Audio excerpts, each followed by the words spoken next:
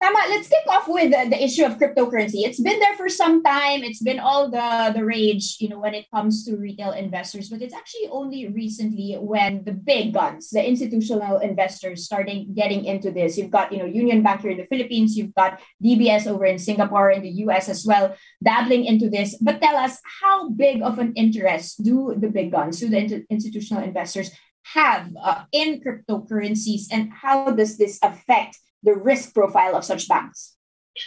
Yeah, so I think when it comes to interest, right, definitely we have seen a growing interest, and as you probably already seen, in the Philippines we have Union Bank who is intending to set up a custodial as well as crypto trading services for their customers, and then in other parts of the world we have DBS Bank as well as the Thai CM commercial banks, which actually bought a cryptocurrency exchange, a majority stake in a cryptocurrency in that particular country. So definitely there is this huge interest, but as far as whether or not this is a sign that banks are going here, going gangbuster in terms of investing into cryptocurrency, I wouldn't say that's really the case. I think in general, banks have generally been still quite cautious when entering the market. I think at the largely in part because of some of the regulatory clouds over the market, as well as some of the price volatility that we're seeing here. If you notice as well, I think last year the BIS actually came up with a new a requirement that would be set to some of the cryptocurrency assets that the banks may hold, and that is very punitive. So to a certain extent, I think that will continue to hinder some of the banks from going and actually investing quite a bit, and having quite a bit of a huge the balance sheet risks on these cryptocurrency assets. Okay, can you nuance what is keeping, you've said that regulation is keeping banks cautious, but what is keeping banks interested? What are the opportunities here for these big banks when they get into cryptocurrencies? Has it evolved from, simply speculative asset trading here towards something more fundamental, towards a real asset class? And consequently, what other risks are here on the table apart from the regulatory issue?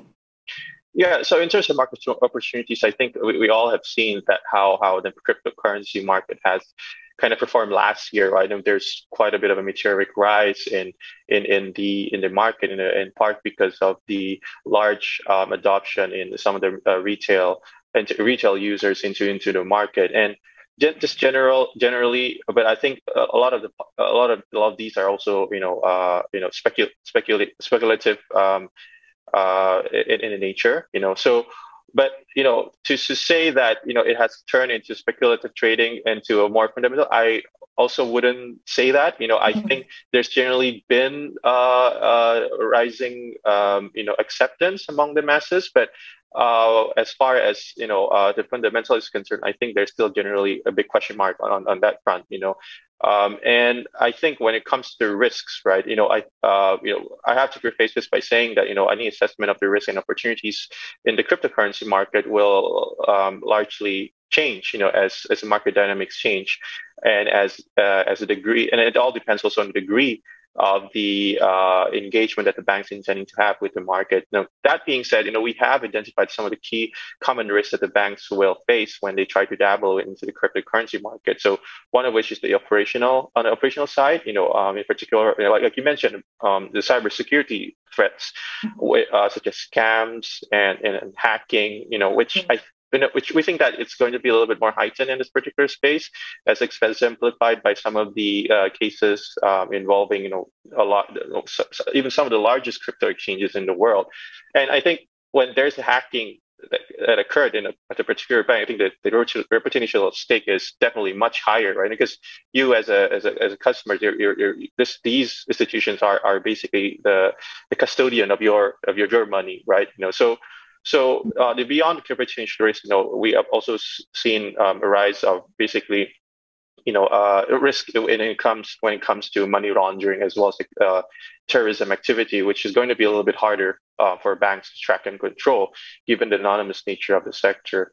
And I think in terms of financial standpoint, I think we all know that the volatility of the sector, which this is very high, and that could actually lead to a heightened earnings risk instability going forward, especially if the bank's revenue grew larger from the sector in the longer run. But I think, again, going back to my main point earlier, that at the moment we don't think that this is going to be very it's a big risk, for financial risk, because the banks aren't really taking quite a bit of a big positions in terms of their balance sheets on these assets. Yeah.